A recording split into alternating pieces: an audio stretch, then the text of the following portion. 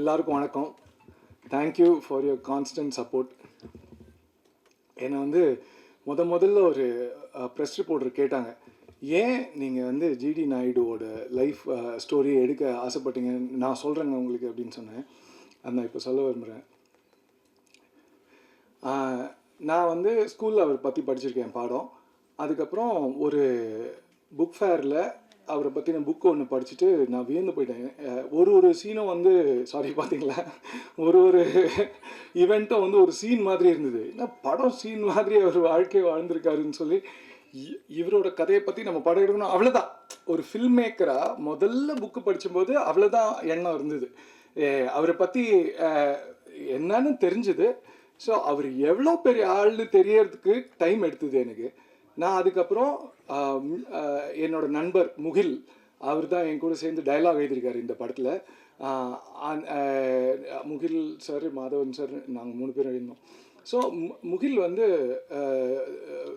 நம்ம வந்து இதுக்கு போகலாம், மியூசியம் போகலாம், அதுக்கப்புறம் அங்கே நிறையா தெரிய வரும்னு சொன்னோடனே நாங்கள் மியூசியம் போனோம். அப்போ ஃபேமிலி யாரையுமே நான் பார்க்கல. ஸோ நாங்கள் மியூசியம் போனதுக்கப்புறம், மியூசியம் போனால் புக்கு படித்ததை விட ஒரு 50 மடங்கு மேலே இன்ஃபர்மேஷன் இருக்குது, அவரை பற்றி தெரிஞ்சுக்க முடிஞ்சது. என்னது இவ்வளோ பெரிய ஆளாகிறன்னு சொல்லி எனக்கு கொஞ்சம் அங்கே வந்து இது நம்ம பண்ண முடியுமா, யோசிச்சது கரெக்டாக முதல்ல இவரை பற்றி படம்னு நினச்சி. அந்த மியூசியமில் நான் வந்து ஒரு வியந்து பார்த்த ஒரு விஷயம் என்னென்னா, உலகத் தலைவர்கள், இந்திய தலைவர்கள், அதாவது இந்திய தலைவர்கள் பல பேர் ஜிடி நாயுடு ஐயாவோட வீட்டுக்கு போய், அவரோட தோட்டத்துக்கு போய், அவரோட ஆராய்ச்சி பண்ணுற இடத்துக்கு போய் அவரை மீட் பண்ணியிருக்காங்க.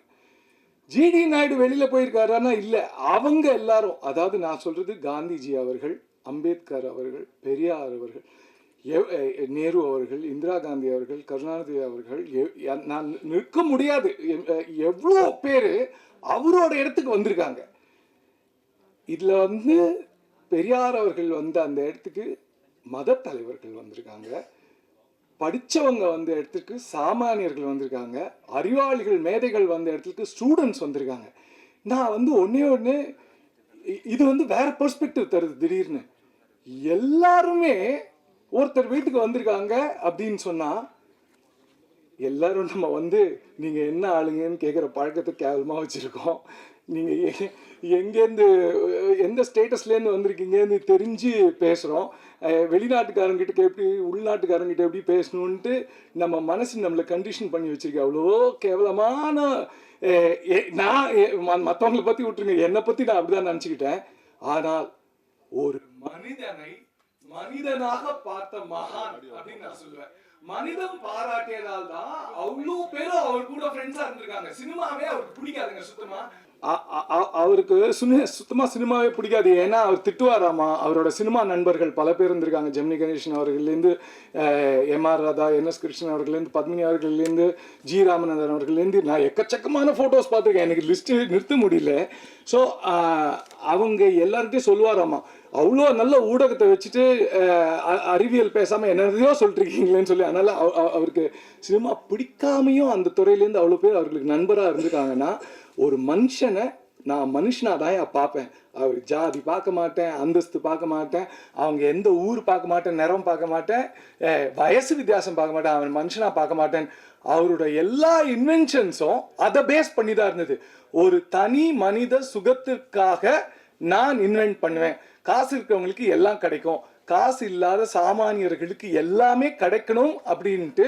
அதாவது அவரோட இன்னோவேஷன்ஸ் நீங்கள் பார்த்தீங்கன்னா, ஒரு வெளிநாட்டுக்காரங்க இல்லைன்னா பணக்காரங்க யூஸ் பண்ணக்கூடிய ஒரு ரேசராக இருக்கட்டும், அதை எக்ஸாம்பிளாக எடுத்துக்கிறேன் நான், அதை வந்து சாமானியர்கள் யூஸ் பண்ணணும். அதாவது இப்போ என்ன காமர்ஸில் என்ன பண்ணுவாங்க, நீங்கள் ஒரு விஷயத்த வாஷிங் மிஷின் வாங்கினா கூட ஒரு மாதத்துக்கு கடந்து ஏன்னு ஃபோன் பண்ணி கேட்டால், அது நீங்கள் சர்வீஸ் பண்ணணும் சார் அப்படின்வாங்க. அவங்க தெளிவாக வச்சுருப்பாங்க, இந்த காலகட்டத்துக்கு இவ்வளோ ஓடணும், இதுக்கப்புறம் நாங்கள் உள்ளே வரணும், நீங்கள் இஎம்ஐ கட்டணும் அதுக்குன்னு சொல்லி, ஏஎம்சி போடணும்னு சொல்லி. ஆனால் அது எதுவுமே இல்லாமல் டியூரபிலிட்டி ஃபார் எவர் வரணுன்ட்டு ஒரு பிளேடு 3 தடவை ஷேவ் பண்ணக்கூடிய அளவுக்கு தயாரித்து கொண்டு இருந்த காலத்தில் 20 தடவை ஷேவ் பண்ண 30 தடவை ஷேவ் பண்ணக்கூடிய ஒரு பிளேடை தயாரிச்சார். ஏன்னா சாமானியன் வாங்கி அவனுக்கு காசுலாம் ரெக்கரிங் எக்ஸ்பென்ஸ் இருக்கக்கூடாதுன்னு ஒரு எண்ணத்தில் அவ்வளோ பெரிய மகான் அவர். நான் மகான் தான் கூப்பிடுவேன் அவர். எனக்கு ஏன்னா அவர் மனுஷனை தாண்டி போயிட்டார் அவர். ஸோ அவரை பற்றி இந்த படம் எடுக்க எனக்கு பேருதவியாக இருந்த வர்கீஸ் மூலன் பிக்சர்ஸ், வர்கீஸ் மூலன் சார் அவர்கள், விஜய் மூலன் அவர்கள், மேடி சார் அவர்கள், சரிதா மாதவன் அவர்கள், என் ப்ரொடியூசர்ஸ்க்கு முதல்ல நன்றி சொல்லிக்கிறேன். எனக்கு எல்லாத்தையும் மேலே மேடி சார் வந்துட்டு இந்த படம் சொல்லலைன்னா கண்டிப்பாக அதுக்கு அது நகர்ந்திருக்காது. ஆனால் அது வந்து என்னோட காயின், ரெட் காயின், என்னோட ஸ்ட்ரைக்கர் வந்து அரவிந்த் சார் தான். ஏன்னா நான் வந்து முதல்ல வேற ப்ரொடியூசர் தான் பண்ண வேண்டியதாக இருந்தது. அவங்கக்கிட்ட கதை சொல்லும்போது அந்த கதை கேட்குற இலாக்கா வச்சுருந்தார் அவர். அதில் இருந்தவர் ஒருத்தர் தான் அரவிந்த் சார். அரவிந்த் சார் வந்துட்டு கதை கேட்டுட்டு கிட்ட வந்து பேசினார்.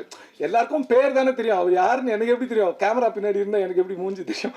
அதனால நான் போயிட்டு சார் எஸ் சார் அப்படின்னு, நீ கமர்ஷியல் படம் மாதிரி எழுதியிருக்கேன் அப்படின்னாரு. சார் நான் எழுதலை சார், அது ஜிடி நாயுடு வாழ்ந்தது சார், அவர் அப்படி தான் வாழ்ந்திருக்காரு, அதை நான் சும்மா எழுதியிருக்கேன் அவ்வளோதான் அப்படின்னு சொன்னேன். இல்லை ரொம்ப நல்லா வந்திருக்குன்னு. இவர் என்ன நம்மகிட்ட வந்து பேசினே இருக்காரு, என்ன வேணும் இருக்கு அப்படிதான் சார் நினச்சேன் ஃபஸ்ட்டு. அதுக்கப்புறம் வந்து சார் வந்து சரி நீ இந்த விஷயத்த நான் ஃபேமிலிக்கிட்ட பேசுனேன்னு. என்னது அப்படின்னா, இல்லை எனக்கு அவங்க ஃப்ரெண்ட்ஸுனாரு. அந்த இவரை போய் விட்டமே நான் அப்படியே டைட்டாக பிடிச்சிட்டேன். அப்போலேருந்து இப்போ வரைக்கும் அவர் தான் ஃபேமிலிக்கிட்ட எடுத்துகிட்டு போயிட்டு கதை சொல்ல சொன்னாங்க. ஃபேமிலிக்கு பிடிச்சதுன்னு தெரிஞ்சோடனே எனக்கு கைகள்லாம் உதறது, என்ன உண்மைதானான்னு கிள்ளி பார்த்துக்கிட்டேன். அதுக்கப்புறம் மேடி சார் கூப்பிட்டு போனாங்க.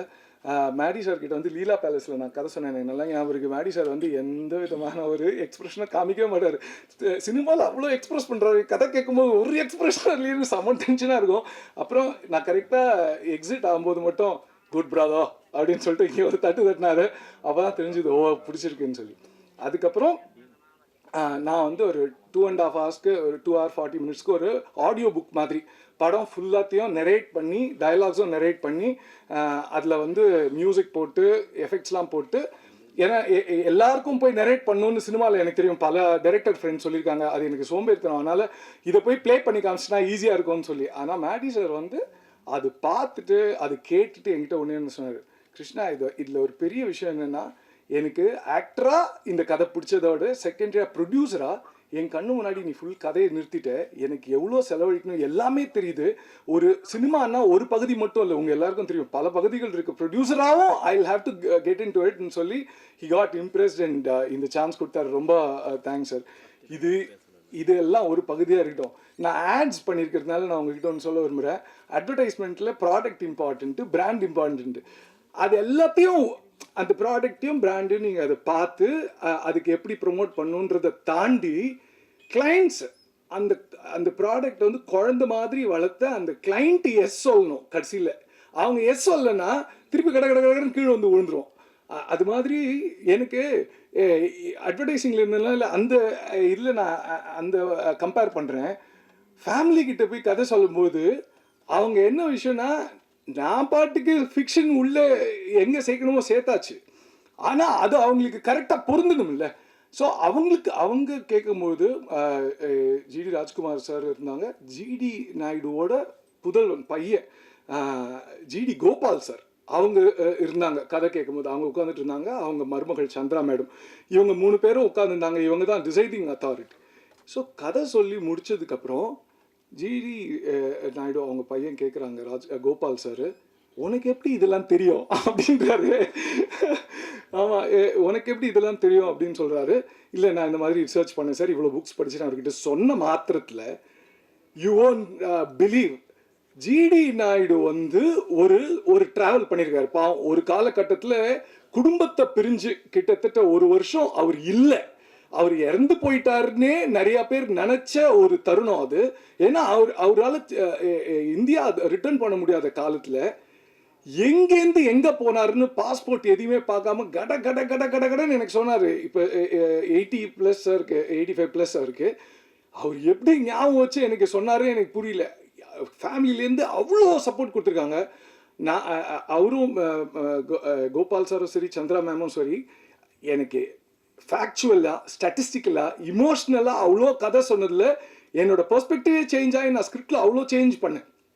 அதுக்கப்புறம் ஜிடி ராஜ்குமார் சார் மாதிரி நான் ஒரு உழைப்பாளியை பார்த்ததே இல்லை. எனக்கு என்னென்னா, அவரு தாத்தா அவ்வளோ பெரிய இன்ஸ்பிரேஷன்னா வந்து அந்த தாய் 8 அடினா புள்ள 16 அடினா யோசிச்சு பாருங்களேன், சான்ஸே இல்லை. எனக்கு என்னன்னா இவங்க ஜெர்மன் பேசுவாங்க, அதெல்லாம் தாண்டி ஸ்கிரிப்டில் இல்லை, அவங்களுக்கு என்ஜினியரிங் சினிமாக்கு என்ன சம்மந்தம், அவங்களுக்கு சுத்தமாக சம்மந்தமே இல்லை. ஆனால் அவங்க உள்ள வந்து என்கிட்ட பேசும்போது இல்லை, இன்னும் நம்ம குழப்ப தூக்கிடுவார் போல இருக்குன்ற மாதிரி இருந்தது. ஏன்னா நாங்கள் என்ன பண்ணுறோமோ நம்ம படத்துக்கு அவ்வளோ அதை புரிஞ்சுக்கிட்டு, கிருஷ்ணா இந்த சீன் இங்கே வச்சா நல்லா இருக்கும்லன்னு வரு. ஐயோ என்ன நான் என்னன்னா அடுத்த ஸ்கிரிப்ட் அவர் கூட நான் டிஸ்கஸ் பண்ணுமான்ற அளவுக்கு ஹி கேம் அண்ட் ஹெல்ப். என்னன்னா இப்போ ப்ரெஸ்ஸில் ஏதாவது கேட்டாங்கன்னா, சென்சாரில் ஏதாவது கேட்டாங்கன்னா, இது வந்து ப்ரூஃப் சப்ஸ்டான்ஷியேட் பண்ணுறதுக்கு, சப்போர்ட் பண்ணுறதுக்கு டாக்குமெண்ட்ஸ் வேணும்னு சொல்லுங்க. நைட் அண்ட் டே இவர் போய் அந்த லைப்ரரியில் உட்காந்து, அந்த லைப்ரரி நான் போய் பார்த்துருக்கேன், நீங்கள் ஒரு தடவை உள்ளே போயிட்டு வந்துட்டீங்கன்னா ஜலதோஷம் தும்மல்லாம் கேரண்டி. அந்த லைப்ரரி உள்ள உட்காந்து அவர் டாக்குமெண்ட்ஸ் எடுத்து அப்பப்போ எனக்கு ஃபோன் பண்ணி சொல்லுவார், கிருஷ்ணா கிடச்சிச்சு எனக்கு இது அனுப்புவார். அதே மாதிரி எங்களுக்கு பென்ஸ் போய் ஜிடி நாயுடு அவங்க கூட கொலாபரேட் பண்ணுறதுக்கான அந்த இல்லை பென்ஸ் கிட்ட என்ஓசி வாங்கியிருக்காங்க sir. Thank you so much sir. That's a big ஏன்னா அவங்க பேர் நம்ம படத்தில் மென்ஷன் பண்ணணும்னா அவங்க எவ்வளோ உலக பிரசித்தி பெற்ற ஒரு பிராண்டு, அவங்கக்கிட்ட என்ஓசி வாங்கியிருக்காங்க. Thank you so much sir. இப்போ நான் வந்து என்னோட பார்ட்னர் பற்றி சொல்லணும், என் ஸ்க்ரீன் பிளே சார் அப்படி ஆரம்பிக்கிறேன் சார். மேடி சார் எனக்கு வந்து ஒரு பாகியம் தான் சொல்லணும். ஏன்னா நான் எல்லா இன்டர்வியூலையும் சொன்னேன், எனக்கு வந்து ஜிடி நாயுடு அவர்களுக்கும் மேடி சாருக்கு அவர்களுக்கும் ஒரு பேரலல் ட்ரா பண்ணலாம் நீங்கள். ஏன்னா 2 பேருக்குமே ஆட்டோமொபைலில் இன்ட்ரெஸ்ட் இருக்கும். அதெல்லாம் தாண்டி இல்லை ஒரு விஷயத்த ஜிடி நாயுடு சார் நான் பற்றி படிக்கும்போது அதுதான் சாமானியர்களுக்கு போய் சேரணும், எல்லாம் பெரிய தாட்ஸ். ஆனால் அதை பர்ஃபெக்ஷனோட பண்ணும். ஒரு விஷயத்தை நான் பர்ஃபெக்ஷனோட பண்ணாதான் அது போய் சேரும். பர்ஃபெக்ஷனாக எல்லாத்துலேயுமே, கம்யூனிகேஷன்லேயும் பர்ஃபெக்ஷன் வேணும். மேடி சார்கிட்ட நான் எவ்வளோ கற்றுக்கிட்டேன்னா அது வந்து நான் சொல்கிறது கடுகளவு, கற்றுக்கிட்டது கடல் அளவு, இன்னும் பத்தலை. அவர்கிட்ட நிறைய நான் ஒர்க் பண்ணோம்.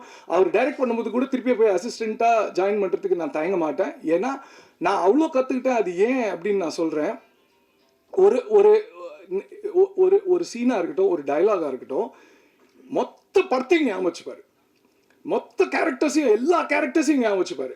அதில் அணுகுவார். சார் இந்த சீனுக்கு இப்படி போட்டால் மாசா இருக்கும் சார், இது ஒர்க் ஆகும் சார். இல்லை மாசா கிருஷ்ணா அது அந்த வார்த்தையை கட் பண்ணி தூக்குவார்.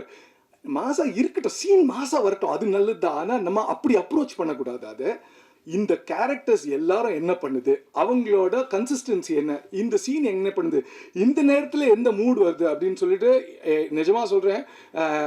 அப்புறம் அவர் வந்து பேர் போடும்போது என் பேர் கீழே போட்டுக்கோ ஸ்க்ரீன் பிளேலன்னு சொன்னார். எனக்கு அது மேலே தான் போடணும். ஏன்னா it's not just that, like இவ்வளோ அனுபவத்தை வந்து அவர்கிட்டேருந்து ஈஸியாக டேப் பண்ணி எடுக்க முடியும் இந்த ப்ராஜெக்ட்லன்னா I am feeling really grateful sir. Thank you so much. Thank you. அப்புறம் சத்யராஜ் சார் அவர்கிட்ட போய் நான் கதை சொல்லும்போது நான் சொல்லிட்டேன், சார் நீங்கள் வந்து கதை பிடிச்சிருக்கு இல்லை, கேரக்டர் பிடிச்சிருக்கு இல்லை, அதெல்லாம் என்னால் நான் அதெல்லாம் விட்டுருவேன். நீங்கள் இந்த படத்தை ஒத்துக்கிட்டே ஆகணும், ஏன்னா நீங்கள் மண்ணின் மைந்தன், நீங்கள் இல்லாமல் என்னால் பட முடியாது, நீங்கள் முதல்ல ஓகே சொல்லுங்க, நான் அப்புறம் கதையெல்லாம் சொல்கிறேன். அந்த லெவலுக்கு அவர் வீட்டில் போயிட்டு நான் கதை சொன்னேன். அது லக்கிலி சத்யராஜ் சாருக்கு ரொம்ப பிடிச்சிது. சார் வந்து ஒரு எக்ஸ்ட்ராடினரி கேரக்டர் பண்ணியிருக்காரு. நான் எவ்வளோ சார் நான் பார்த்து ரசிச்சிருக்கேன், என் படத்தில் உண்மையிலே ரொம்ப ரசிச்சிட்டேன். ஏன்னா ஒரு டெக்னிக்கல் பர்சனாக சார் ப்ளே பண்ணியிருக்காரு. ஸோ அது வந்து ரொம்ப இன்ட்ரெஸ்டிங்காக இருக்கும் அவரோட தொடக்கமே இந்த படத்தில்.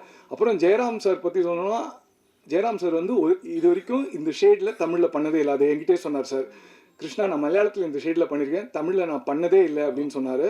அண்ட் ஜெயராம் சார் வந்து வெளுத்து வாங்கிட்டார் கடைசி வரைக்கும். அதாவது இப்போ எப்படின்னா நம்மளே வந்து நம்ம ஃப்ரெண்ட்ஸ் நம்மகிட்ட சொல்லி கேட்டிருப்போம், என்னடா மாறிட்ட அப்படின்னு சொல்லிட்டு. என்ன மாறிட்டேன்னா, இல்லை எனக்கு காலத்துக்கு ஏற்ற மாதிரி என் வயசுக்கு ஏற்ற மாதிரி எனக்கு ஒரு முதிர்ச்சி வரும்ல, அதான் அந்த மாதிரி ஜெயராம் சாரோட கேரக்டர் வந்து ரொம்ப அழகாக எவால்வ் ஆகும் படத்தில். அது நீங்கள் பார்த்தீங்கன்னா தெரியும். அண்ட் துஷாரா வந்துட்டு நான் துஷாரா கிட்ட ஒரு கெஃபேல போயிட்டு இதை நான் எக்ஸ்பிளைன் பண்ணும்போது அவங்ககிட்ட சொல்லிட்டேன், இங்கே பாருங்க எனக்கு போல்டாக ஒரு கேரக்டர் வேணும், ஆனால் அந்த போல்ட்னஸை வெளியில் தெரியாமல் ஒரு கம்போஸ்டாக இருந்து ஒரு போல்ட்னஸ் வேணும் அப்படின்னா அவங்க அப்படியே பார்த்தாங்க, என்ன சொல்ல வரேன்னு சொல்லி. அதையும் தாண்டி தமிழ் பேசணும். ஏன்னா எங்களுக்கு சிங் சவுண்ட் எங்கள் படம், ஆனாலும் லைவ் சவுண்டாக இருக்கும்போது தமிழ் பேசி நடிக்கிற நடிகர்கள் தான் எங்களுக்கு வேணும். அதில் வந்து இந்த கேரக்டருக்கும் பொருந்தி தமிழும் நல்லா பேசி நல்லா அதில் ரொம்ப நீங்கள் பார்த்தீங்கன்னா தெரியும், ரொம்ப ஸ்வீட்டாக she has acted it out like. So அந்த மாதிரி தான் வேணும்னு சொல்லி அது என்னென்னா, இந்த முதல்ல யானையை பிடிக்கணும் ஒரு கதை இருக்குல்ல, அது உடும்பு பிடி மாதிரி எல்லாரையும் பிடிச்சி விடாமல் நாங்கள் நீங்கள் தான் வேணும்னு சொல்லி கேட்கணும். அண்ட் பிரியாமணி மேம் வந்து செம்ம ஸ்வீட்டாக வந்து எனக்கு ஸ்க்ரீன் ப்ரெசன்ஸ்லாம் கூட இல்லை, இந்த கேரக்டருக்கு பயங்கர இம்பார்ட்டன்ட் இருக்குது, நான் வரேன் அப்படின்னு சொன்னாங்க. அதித்தியும் அதான். அதித்தி வந்து ஆக்சுவலாக வேறு எரா படத்தில், அவங்களுக்கும் இந்த படம் நடக்கிற டைமுக்கும் சம்மந்தமே இல்லை. அது ஒரு ரொம்ப நல்ல character. You should watch it. And இவர் வந்து ஏன் நீங்கள் ரிவீல் பண்ணலன்னு தெரியல உங்கள் கேரக்டரை. அது இல்லை தந்தை பெரியாராக பண்ணியிருக்காங்க, அதுவும் பியூட்டிஃபுல்லாக பண்ணியிருக்காங்க. அது வந்து ஆமாம் ஆமாம் ஆமாம் இல்லை அது அந்த மாதிரி ஆச்சு. அந்த மாதிரி சார் இதில் என்னென்னா, இதெல்லாம் தாண்டி எல்லாருக்கும் நன்றி. இதெல்லாம் தாண்டி டைரக்டர் பேர் வரும், அதை ஒரு தனியாக ஒரு கார்டு போடுவாங்க, அது பயங்கர ஹாப்பி. ஏன்னா நம்ம உழைப்புக்கு ஒரு ரெக்கக்னிஷன் தரும். ஆனால் எங்களுக்கு பின்னாடி அவ்வளோ பெரிய பில்லர்ஸ் இருந்தால் தான் அங்கே முடியும். இல்லைன்னா சத்தியமாக இது ஒரு நீங்கள் பார்க்குறதும் அந்த காலத்தில் என்னென்னா, இந்த துணி போடுறோம்ல நம்ம, அது வந்துட்டு அந்த காலத்தில் இப்போ மாதிரி பொல்யூஷன்லாம் கிடையாதுங்க. மரம் அவ்வளோ மரம் இருந்தது. அதனால் அந்த துணியெல்லாம் அந்த காலத்தில் திக்காக தான் போடுவாங்க. பாவம் எல்லாரும் திக்காக துணி போட்டு அந்த வேர்வையில் நடித்தாங்க. ஆனால் குழுன்னு இருக்க மாதிரி நடிக்கணும், ரொம்ப கஷ்டம். அதை வந்து எங்கால் ஜிஷாத் ஷம்ஷுதீன் ஃபுல் ரிசர்ச் பண்ணி ஒரு காஸ்டியூமோ, ஜிஷாத் அமேசிங் ஒர்க்கு. நான் வந்து can you please come Jishad, please I want to call everyone sir, please sir.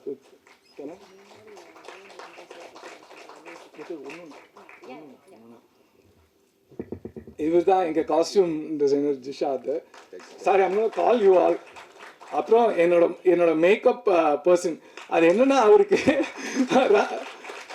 Ranjith சாருக்கு எவ்வளோ பெரிய சேலஞ்சுனா, எல்லாருக்கும் பீரியட் லுக்கு கொடுக்கணும். பீரியட் லுக்குக்கு வந்து எல்லாருமே 1917 படம் 1960 வரைக்கும் போகுது, எல்லாரும் வயசாகணும். அப்புறம் டெய்லி வந்து எந்த பீரியடுன்னு வேறு அவர்கிட்ட நாங்கள் சொல்லணும். ஏன்னா அந்த பீரியடுன்னு தெரிஞ்சால் தான் அது ஆக்டர்ஸ்கிட்டையும் சொல்லணும், அவர்கிட்டையும் சொல்லணும். ஜூனியர் ஆர்டிஸ்ட்லாம் இருப்பாங்க, ஒரு பீரியடில் வந்து இங்கே மட்டும் முடி இருக்கும், அப்புறம் குடுமி இருக்கும், கிராப் ஆகணும். எல்லா ஜூனியர் ஆர்டிஸ்டும் ஞாபகம் வச்சுக்கணும். வெறும் பெரிய ஆக்டர்ஸ் ஞாபகம் வச்சா கூட பரவாயில்ல, எல்லா கட்டத்துலேயும் அவங்க ஞாபகம் வச்சுக்கணும். அது வந்து அவர் எப்படி அந்த கணக்கை போட்டாருன்னு அப்புறம் கேட்டு தெரிஞ்சுக்கிறேன். Great work. அதுக்கப்புறம் வந்து எங்களோட போஸ்டர் டிசைனர் அனூப் ப்ளீஸ் கம்னோ. ஸோ அவர் வேற ஒரு கம்பெனியில் வேலையும் செஞ்சுட்டு எங்களுக்கு டிசைனும் பண்ணுவார். அவர் அந்த மாதிரி ஒரு ஆள். எப்போ கேட்டாலும் ஃபோன் எடுத்து அடிப்பார். ஸோ காத்தால ஒரு 10 மணிக்கு நான் ஃபோன் எடுத்து 10:30 அந்த மாதிரி ஒரு 11:30க்கெலாம் காத்தால ஃபோன் அடிச்சு 11:30க்கு நம்ம சாப்பிட்டு ரெடியாக இருப்போம்ல, ஃபோன் கிருஷ்ணா அப்படின்னு. ஏன்னா நைட் ஷிஃப்ட் பண்ணியிருப்பாரு கம்பெனியில். நம்மளுக்கு பாவம் தெரியாது, அவருக்கு டே தான் நைட்டு. அவரை பிடிச்சி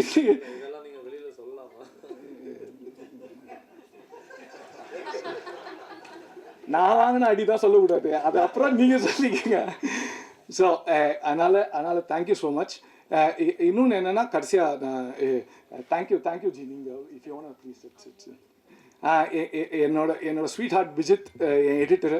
அதுக்கப்புறம் என்னோடய சவுண்ட் சதாஷிவ். அவங்க இன்றைக்கி வரல, அவங்க வந்து QC பார்த்துட்ருக்காங்க, அதனால் அவங்களால வர முடியாது. அவங்க இப்போ வேலையில் தான் இருக்காங்க. ஸோ இப்போது இந்த படம் வந்துட்டு எப்பவுமே நீங்கள் இந்த வெள்ளக்கார ஆக்டர்ஸ்லாம் பார்த்தீங்கன்னு வச்சுக்கோங்களேன், அவன் ரேண்டமாக நடிச்சுட்டு போயிடுவாங்க. இந்த ஃபாரின் அதாவது இந்த மாதிரி ஃபாரின் ஆக்டர்ஸ் இருக்கிற ஒரு படத்தில் வெள்ளக்கார நடிகர்கள்லாம் சுமாராக நடிப்பாங்க. ஆனால் மேடி சார் வந்து ரொம்ப தெளிவாக ரொம்ப தெளிவாக சொன்னார், கிருஷ்ணா அந்த விஷயம் மட்டும் நம்ம பண்ணிடவே கூடாது. ஆஸ் அ ப்ரொடியூசர் லைக் எனக்கு அதான் நான் எல்லாரும் நிறைய பேர் கேட்டாங்க, அவர் டைரக்டராக அவரே டைரக்ட் பண்ணுறது எப்படி இருந்தது. எனக்கு அவர் ப்ரொடியூசராக டைரக்ட் பண்ணுறது தான் பயமாக இருந்தது. ஏன்னா அவ்வளோ ஸ்ட்ரிக்ட். ஏன்னா ஃபில்ம் அவ்வளோ லவ் அவருக்கு. எல்லாரும் நல்ல ஆடிஷன் பண்ணி அவங்களோட திறமை தெரிஞ்சதுக்கப்புறம் தான் உள்ளே வரணும்னு. அந்த மாதிரி எங்களுக்கு ஒரு பயங்கர ஜெம் ஒருத்தர் கிடச்சிருக்காரு, கால் heart. Hi call, just say hi no to everyone, please come here and say hi. Adada, I'm just calling him like. No, I just want you to இவர் ஆஸ்திரேலியன். நான் ஒரே ஒரு வார்த்தை Vanakkam, M.P.R. Carl. I think I'll switch to English now because நான் Kurandai Tamil பேசுறேன். It's a pleasure to be here because I feel that I'm part of something much bigger than just a film. I shouldn't say just a film. A film is something amazing in itself. But what is greater is that this is about one of the greatest Indians of the last century, if not the last two centuries, I should say. It's about a man who spent his life and his energy making the lives of others easier, and in so many different areas. And in one particular area of my interest, which is building. To build a house in 11 hours, I don't know how that was done, but I would really like to know. Having built a house and designing houses, I'd really be interested. But it's been an amazing pleasure to be part of this film, and I hope you will enjoy it. And I'm looking forward to seeing it myself. So thank you very much, and thank you very much to everyone for giving me this opportunity. Thank you call. Thank you so much. Thank you. அவருக்கு தமிழும் தெரியும்னு சொன்னதுனால தான் அவர் கண்டிப்பாக உள்ளே இருந்தார் படத்தில். Thank you கால். So இது எல்லாத்துக்கும் மேலே வந்து என் பிரதர் ஒருத்தர் இருக்கார் இங்கே. அவரை பற்றி நான் சொல்லி ஆகணும். Murali, I mean like he's like my brother. ஏன்னா அவனுக்கு வந்து அந்த என்ன சொல்கிறது, இந்த 2 குதிரை அது மாதிரி ரெண்டு வேலை அவனுக்கு. ஒன்று வந்து இபி, எங்கள் படத்தோட இபி அவர் தான். எல்லாத்துக்குமே முரளி தான் கேட்போம். பாத்ரூம் இங்கே எங்கே ரெஸ்ட் அதே சாரி முரளி, நான் சொல்லி ஆகல. அங்கேருந்து செக்கு எங்கேன்னு கேட்குற வரைக்கும் அவர் தான் எங்களுக்கு. So Murali has done a brilliant job as an actor also. இந்த படத்தில் ஒரு நல்ல இம்பார்ட்டன்ட் ரோல். ரொம்ப குட்டி ரோல் தான் நான் கொடுத்தேன் ஆக்சுவலாக. அது நானும் மேடி சார் உட்காந்து எழுதும்போது இவால்வ் ஆகி நல்ல ரோல் ஆயிடுச்சு. நான் வேறு சொல்லுவேன், டே ரோல் வேறு பெருசாகிடுச்சு, நீ அந்த வேலை வேறு பண்ணணும்னு சொல்லி. But Murali, you have done a great job. இன்னி வரைக்கும் இந்த ஸ்டேஜுக்கு எப்படி போகணும், எந்த டைம் போகணும் எல்லாம் அவன் தான். அதெல்லாம் சொல்லிட்டு குவைட்டாக அப்படியே ஓரத்தில் உட்காந்துருக்கான். அதனால் I have to tell about him. இங்கே வந்து நம்பியார் அவர்கள், எஸ்டீரியர் ஆக்டர், அவரோட பேரும் எங்கள் படத்தில் ஒரு ஸ்வீட்டான ஒரு ரோல். அது எனக்கு ஃப்ரெண்டுக்கு ஃப்ரெண்டாக தெரிஞ்சதுனால அவரை கூப்பிட்டு, ப்ளீஸ் நீங்கள் தப்பாக நினச்சிக்காதீங்க, எனக்கு இந்த ரோல் வந்து படத்தில் சின்னதாக இருந்தால் கூட ஜிடி நாயுடுவோட உற்ற நண்பர் அவர். அந்த ரோலில் நடிச்சிருக்காரு. Deepak come on say hi. No, Deepak Nambiar அவர்களோட கிராண்ட்சன். அப்புறம் சச்சின், ஷிகா அண்ட் பிரிகிடா வந்து என்னோட நீஸ். ஸோ இவங்க எல்லாருமே படத்தில் ஒரு நல்ல ரோல் நடிச்சிருக்காங்க. அப்புறம் இந்த படத்தில் ஜென்சன், அப்புறம் தம்பி வாங்கசார், நிறையா பேர் இருக்காங்க. பட் நான் வந்து இதோட நான் முடிச்சுக்கிறேன். முடிக்கிறதுக்கு முன்னாடி ஒரு மோஸ்ட் இம்பார்ட்டன்ட் பர்சன் எனக்கு வந்து நான் மிஸ் பண்ணுறேன். இங்கே எல்லா இன்டர்வியூஸ்லையும் எல்லா இடத்துலையும் நான் மிஸ் பண்ணுவேன். அது கோவிந்த் வசந்தா. ஏன்னா எங்களுக்கு மியூசிக் பண்ணி முடிச்சுட்டு வயலின் வாசிக்கு போயிடுவார் ஏதாவது ஷோக்கு. அதனால் அவர் எப்போ கேட்டாலும் அவர் எங்கேயாவது ஷோவில் இருப்பார். அப்புறம் எங்களுக்கு வந்து மியூசிக் பண்ணி முடிச்சுட்டு போயிடுவார். அவர் கூட ஒரு எக்ஸ்ட்ராடனரி ஜேர்னி எனக்கு. ஏன் நான் சொல்கிறேன்னா, எப்போவுமே சோல்ஃபுல்லாக, ரொமான்டிக்காக, நாஸ்டாலஜிக்காக மியூசிக் போடுற ஒரு ஆள் இந்த படத்தில் பயங்கரமாக ட்ரான்ஸ்ஃபார்ம் ஆயிருக்காரு. இன்னொன்று என்னென்னா, இந்த படம் நடக்கிற அந்த பர்டிகுலர் எரா வந்து ஜாஸ்னு ஒரு இசை பிறந்த ஒரு நேரம். அது அந்த ஜாஸ்ன்ற இசை பிறந்த நேரம்ன்றதுனால நான் கோவிந்த் அவர்கிட்ட கேட்டேன், சார் நம்ம வந்து ஜாஸ் நம்ம இந்த படத்தில் நிறையா யூஸ் பண்ணலாமான்னு கேட்டேன். அப்போ கோவிந்த் சொன்னார், நீ இந்த படத்தை நம்ம ரூட்டடாக எடுத்திருக்க, ரொம்ப மண் சார்ந்ததாக எடுத்ததுனால நம்ம என்ன பண்ணுவோம், அந்த இன்ஸ்ட்ருமெண்ட்ஸை பாரோ பண்ணிப்போம். அந்த ஜாஸ் இன்ஸ்ட்ருமெண்ட்ஸ் எடுத்து போகணும், அந்த பிராஸ் இன்ஸ்ட்ருமெண்ட்ஸ் எடுத்து அவர் நாதஸ்வரம் செய்யக்கூடிய அந்த மேஜிக்கை ட்ரம்பட்ஸ் வச்சு பண்ணியிருக்காரு. You should listen to the songs and the background score and he has nailed it. Like நான் சொல்கிறத விட நீங்கள் அதை பார்த்து எழுதுறது தான் அது தேவைன்னு நினைக்கிறேன். Thank you so much. நன்றி, வணக்கம்.